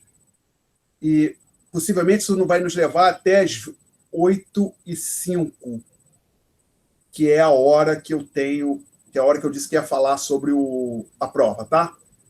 Que o problema é que quando a gente vai falar, não, tem uma ditadura num na China, ou em Cuba, ou na Coreia do Norte. No meu caso, quando eu ouvia falar em ditadura, eu pensava no regime militar. Eu, por exemplo, quando eu fui para a escola no primário, eu ainda estava no regime militar. Quando eu estava terminando o que hoje chama de ensino médio, estava acabando o regime, era o fim do regime militar, né? 85, quando eu acabei o ensino médio. Foi o ano também que acabou o regime militar. Então, quando ele falava, tem uma ditadura na União Soviética, eu imaginava que era aquilo que eu tinha visto na minha infância. Não que tenha tido grandes problemas pessoais. Não, eu pessoalmente não tive. Bom, estou aqui com tempo depois eu lendo algumas coisas, eu descobri que eu estava errado. Porque um ponto importante para esses regimes autoritários, totalitários, uma parte importante é o controle sobre as pessoas. E, inclusive, pensar, na década de 70 não tinha internet, não tinha rede social, não tinha nada desse tipo.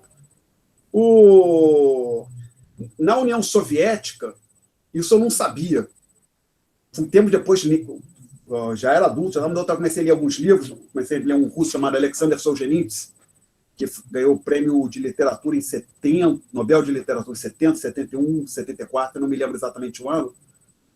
Uma descrição do que era a vida, em alguns trechos dos seus livros, descrevia o que era a vida na União Soviética. Aquilo sim era ditadura. Não estou dizendo, aquilo sim era um regime totalitário com controle total sobre as pessoas. Por exemplo, na União Soviética existia um passaporte interno. Você, para andar dentro da União Soviética, você tinha que ter um passaporte. Mais ainda, com a coletivização da agricultura na década de 30, o camponês ficou preso à terra, literalmente. O cara nascia numa fazenda coletiva, ele tinha que ficar naquela fazenda coletiva e ele não podia sair dessa fazenda coletiva sem autorização do chefe da fazenda coletiva. Inclusive, os documentos pessoais do cara ficavam, com frequência, trancados num cofre no escritório da fazenda coletiva. Tá certo? Então, era assim, um controle imenso sobre as pessoas. E um caos total na economia, que a gente ficava, uma economia extremamente ineficiente, que simplesmente não entrega nada, não funciona. A economia é absolutamente caótica. Ou, se não caótica, completamente parada, não produz nada. Ou muito pouco. Então, voltando agora para o caso da China. A China era uma economia de planejamento central, com aqueles planos quinquenais, que foi o que seguiu a implementação do regime social. Alguns anos depois da Revolução de 17, foi com um plano quinquenal, acho que o primeiro foi em 1928, se não me falha a memória. Então, a China era um país daquele, foi com planejamento central. Em algum momento, não sei, foi com o Deng Xiaoping assumiu o poder na década de 80, eles começaram, isso aqui não está funcionando. Vamos achar um jeito da gente permitir que a economia funcione, mas que nós, aqui do Partido Comunista, continuemos no poder. Então, houve uma liberação econômica,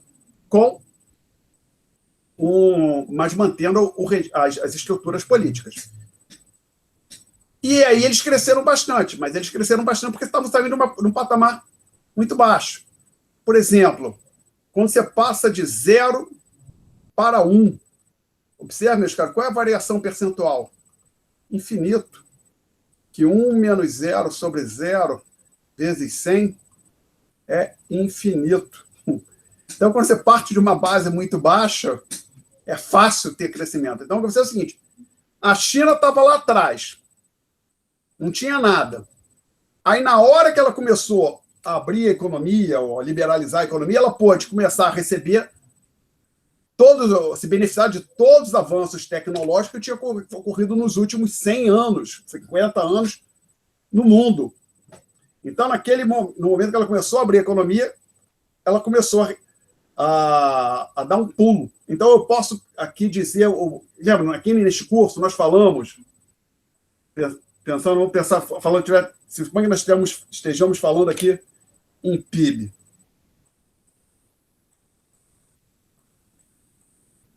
Isso aqui é o PIB da China. Y é a taxa de crescimento. Y0 é o nível. Então, quando a China mudou a sua estrutura econômica, ela aumentou o seu nível. Possivelmente mudou a taxa de crescimento também. Que a taxa de crescimento era, por exemplo, que fosse 0 ou 0,2%. Tá? Agora, quando a gente diz que tem uma mudança no nível de uma variável como o PIB, o pulo não é instantâneo, assim. A mudança no nível vai se dar gradualmente no espaço de 20, 30, 40 anos. Então, a pergunta que se coloca aqui é a seguinte: esse crescimento que é fabuloso que a China teve nos últimos 30, 40 anos foi devido à mudança na taxa de crescimento ou uma mudança no nível que não se concretiza em fração de segundos, se dilui ao longo do tempo? É isso que a gente vai ter que ver. Possivelmente mais anos serão necessários para que você possa responder essa pergunta, para saber se realmente a China vai continuar crescendo tão rápido. Provavelmente não. Possivelmente, em algum momento, a taxa de crescimento vai começar a desacelerar. E aí tem que ver qual vai ser a taxa de crescimento que a China vai ter dali para frente. Tá? Mas eu acho que não vai ser muito mais alta que a dos Estados Unidos, talvez mais baixa até. Ok? Mas aí temos que aguardar para ver. Mais perguntas, senhores?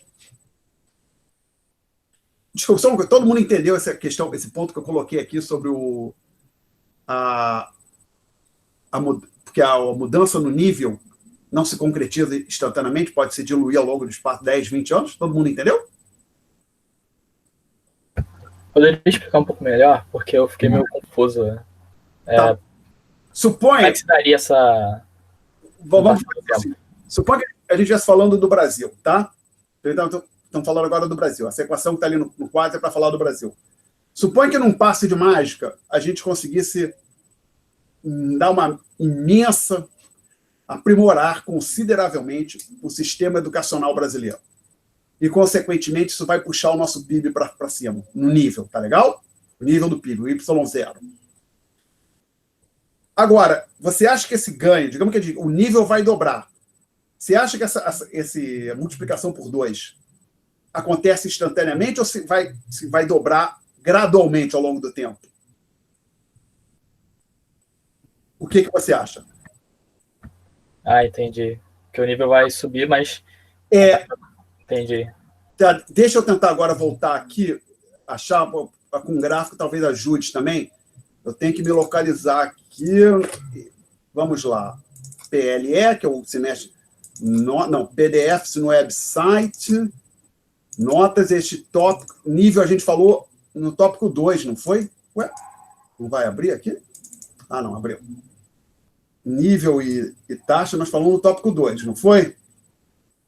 Ok. Deixa eu trocar aqui o que eu estou exibindo. You are presenting, stop presenting, present now, a window. Isso aqui. Todo mundo está vendo esse gráfico aqui? Eu coloquei ali. Apareceu para os senhores? Apareceu. Então, esse era o gráfico que a gente falou, uma mudança no nível. Então pensa assim, a China, que tinha uma economia de planejamento central, quando ela abraçou a economia de mercado, mas manteve a estrutura política que ela tinha, teve uma mudança no nível do PIB. O problema, olhando aqui para o gráfico, é que essa mudança no nível não é esse pulo aqui, tudo na data T. Basicamente, você teria... Acho que eu consigo fazer aqui, peraí, dar um Ctrl X, print screen. Aí eu tenho que vir aqui o glorioso Paint, colar. Não, aqui não funcionou. Aqui eu tenho que deletar tudo aqui. Colar. Não. Não. Tem que dar um print screen novamente. Print screen.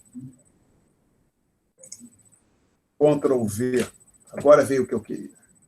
Então, agora, só uma coisa. Deixa eu pegar esse sujeito aqui, dar um Ctrl C nele. Agora eu vou voltar aqui para o meu sketchbook.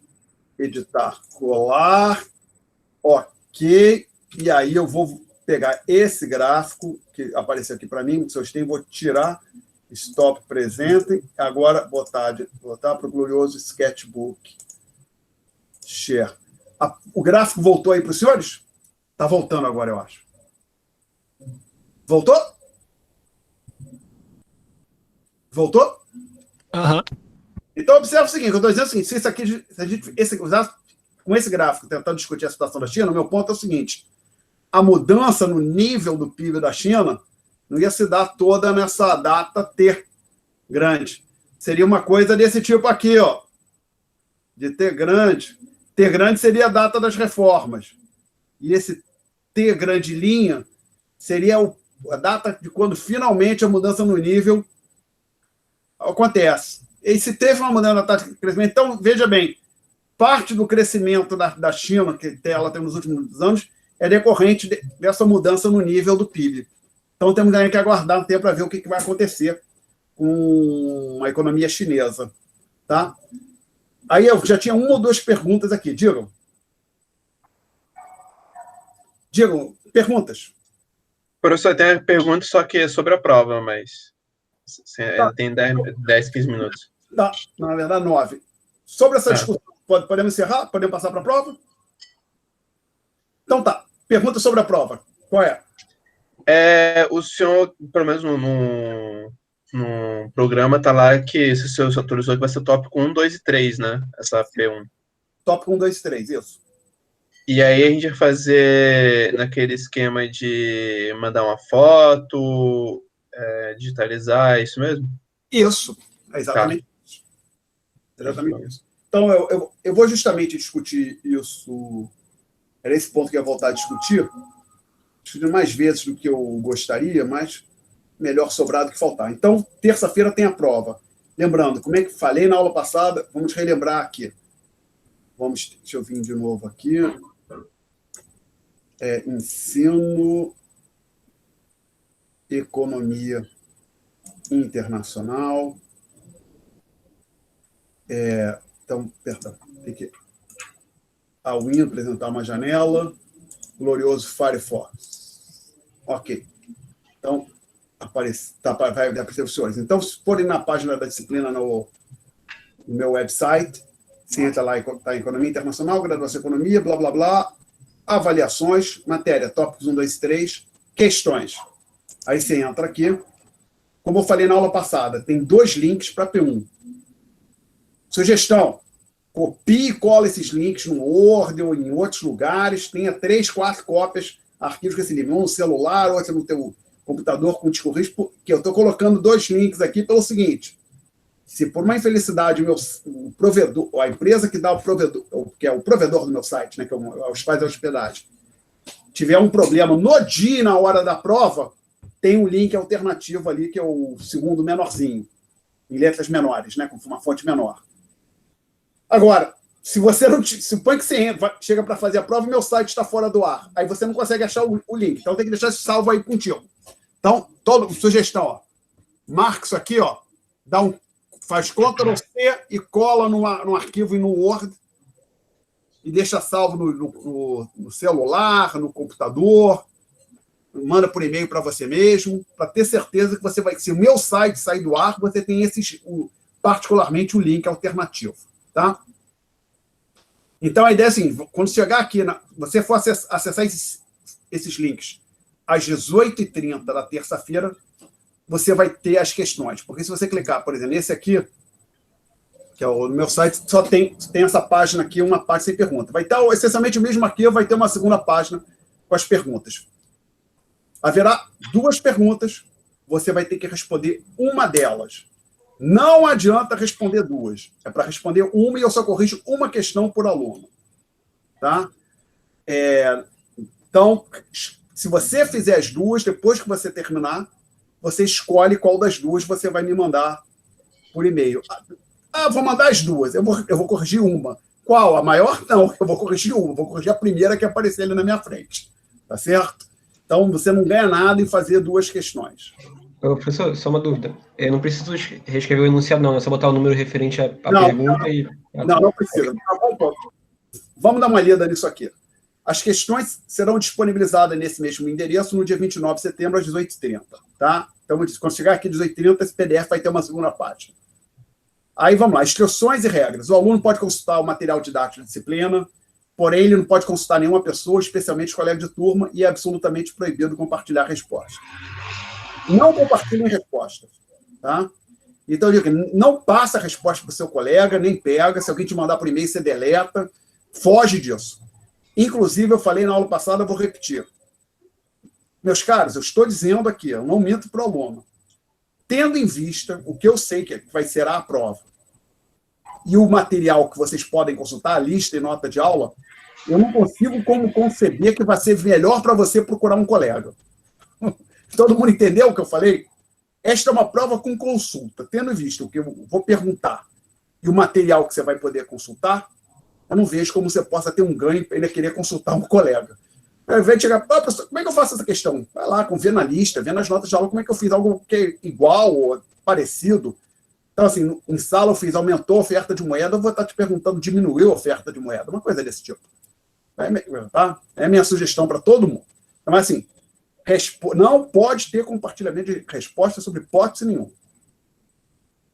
2, respostas escritas à mão, tá certo? Só se certifique se você for escrever, por exemplo, a lápis ou com uma caneta muito fina, que quando você for tirar foto ou digitalizar, aparece o que você escreveu. Coloque o seu nome de forma legível no topo das folhas, ou da folha contendo as respostas. Provavelmente uma única folha é suficiente, tá? Mas se quiser usar duas, tudo bem, que só vai ter que tirar 2 fotos. Após resolver as questões, o aluno deve digitalizar a sua resposta, tirando foto ou escaneando. Encerrando a digitalização, ele tem que mandar material digitalizado para este e-mail que aqui está. alexensino02@gmail.com. Manda um único e-mail, é um e-mail por aluno, senão isso vira uma bagunça. Obviamente, e-mail com vários anexos. Diga. Tem problema mandar, tipo, vamos supor que de 2 páginas, assim, aí dois PDFs, ou tem que juntar os PDFs caso de 2 páginas? Vai mandar 2 PDFs, 2 fotos. Se você tem 3 fotos, 3 PDFs, você não tem que combinar os PDFs ou combinar as fotos, não.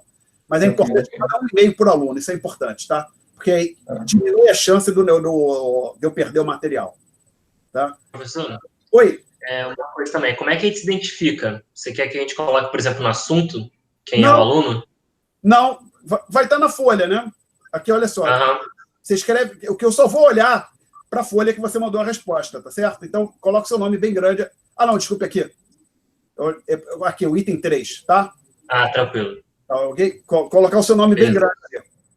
Tá? De folha com forma legível. Obviamente, se quiser colocar, escrever no e-mail, esta é a prova do aluno tal, DRE tal, tudo bem, não tem problema nenhum. Tá? Cada aluno deve enviar um único e-mail, esse e-mail pode conter vários, já falamos, isso é importante, impreterivelmente até as 19h10 do dia 29. Então, você tem até as 19h10 para estar me mandando e-mail. Sugestão, em algum momento, ao longo dos próximos dias, testem pelo menos 2 vezes quanto tempo você precisa para digitalizar 1, 2 folhas. E mandar por e-mail. Porque se você faz isso em 5 minutos, a minha sugestão para você é o seguinte, assuma que no dia da prova você vai precisar de 8 minutos, que aí você fica nervoso, demora um pouco mais, né? E aí você tem, por exemplo, 32 minutos para fazer a prova. Então, eu acho que essa digitalização deveria levar 5 minutos, não imagino, né? Pode fazer com foto, não tem problema. Agora, é importante gerenciar bem esse tempo, tá? E lembrando, a gente tem 3 provas aqui para descarte. Uma delas envolve, inclusive, descarte com problema de internet ou que diabo seja. Aí a minha sugestão, para quem tiver essa possibilidade, se tiver um segundo mecanismo de internet, por exemplo, eu tenho um acesso no meu celular e o acesso no meu computador, testa a digitalização dos 2, né? Outra coisa, então, se ter, por exemplo, um pai, um irmão, mãe, que possa estar disponível, se for preciso, enviar por exemplo, meu celular travou na hora. O celular do pai ou da mãe pode ser uma coisa útil na hora, evidentemente, né? Talvez esse é o tipo da coisa que a gente tem que pensar. Basicamente, por exemplo, quando eu era aluno, eu tinha prova, eu saía de casa mais cedo, né? Tinha prova no primeiro tempo, eu saía de casa 10, 20 minutos antes do horário que eu saía usualmente, para ter certeza que não ia chegar atrasado. Então, esse é o tipo de cuidado que a gente tem que ter. Tá? Perguntas sobre o funcionamento da prova. Então, acho que a ideia é uma prova similar ao que você fez a sua vida inteira na universidade. ou na escola, né? Desculpa, na sua vida como estudante, antes de chegar na universidade. Só que você vai estar em casa. Você vai responder uma pergunta e a novidade é que no final você tem que tirar uma foto, escanear e mandar por e-mail. Tá? Professor. Não deixa de testar quanto tempo você gasta com esse e-mail para não se enrolar lá na hora. Diga. O tamanho das questões vai ser igual ao da lista de exercício ou vai ser um pouco maiores? Pode acontecer o seguinte, pode acontecer de eu juntar, às vezes, numa lista, tinha uma questão, 1, 2, 3, que era sobre o meu tópico, eu junto tudo. Pode acontecer de eu achar que uma questão era muito grande, ou que tinha um bando de coisa numa questão só, eu corto, entendeu? Mas, basicamente, eu vou te dizer o seguinte, a minha ideia, para não haver, inclusive, só para você entender, antigamente, na época que não existia a Covid, as minhas provas tinham 40 minutos, o aluno tinha que responder, nessa disciplina, 40 minutos o aluno tinha que responder 2 questões. E antes dos 40 minutos já tinha gente indo embora, tá legal? Então era 20 minutos por questões. Eu pretendo manter as questões do mesmo tamanho. Então, eu te digo, tinha gente que fazia essas 2 questões em meia hora, com frequência, 35 minutos. Então, de forma pessimista, que seja 40 minutos para as 2 questões, você está falando questões que vários dos seus colegas levaram 20 minutos para fazer. Tá? E a outra sugestão é, deixa bem separado, já separa de antemão, o material que você vai querer consultar, como notas de aula, lista de exercícios, e, evidentemente, o que você vai usar para escrever, caneta, lápis, deixa isso separado antes das 18h30. Depois que começa a prova, não, agora eu quero ir ao banheiro, agora eu quero ver se cadê a minha caneta azul. Aí não, você está dando tiro no pé, né? Deixa tudo isso pronto antes da prova. Perguntas, senhores? Não? Então, lembrando, a gente marcou, se não me falha a memória, para segunda-feira, 18 horas, neste mesmo espaço virtual, uma sessão de dúvidas. Não foi segunda-feira, 18 horas? Isso, tá. E lembrando, como é que funciona? Eu chego aqui às 18 horas. Quando tiver gente lá, eu vou tirando dúvidas. Agora, se chegar às 18 horas, não tiver... Então, se eu estiver tirando dúvidas, se chegar às 18h30 não estiver ali tirando dúvidas, tudo bem. Mas uma hora assim, uma hora que acabou as dúvidas, ou se não tiver ninguém às 18 horas, aí eu vou embora, hein? Tá? Então... Vai ser nessa mesma sala aqui, professor? Oi? Vai ser nessa mesma sala? É nesse mesmo link. Aí, Okay. E só uma coisa, para não haver dúvida, que o tempo inteiro esse link tem funcionado. Aqui, eu botei aulas. O link é sempre o mesmo.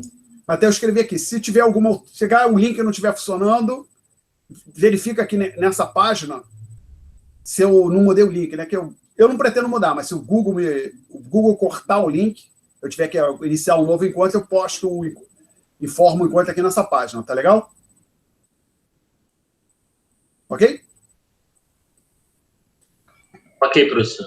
Beleza. Obrigada. Então, mais perguntas. Estou parando a gravação. Mais perguntas, senhoras.